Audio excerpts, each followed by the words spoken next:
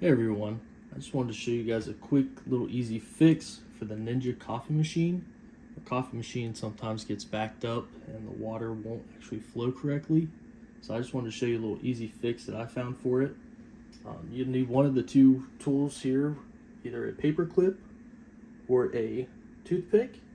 So if we open up the top lid here, you'll see that there is a little punch for the nozzle. It'll have 3 little sides on it.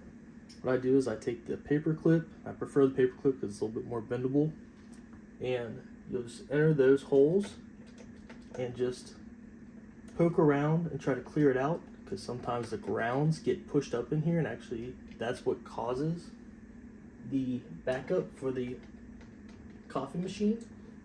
So once you get that cleared out, it's good enough here. What I do is I prefer to close it here and just run a cycle. Once you do that, you should be good to go. If you thought this video was useful, leave a thumbs up. Thank you.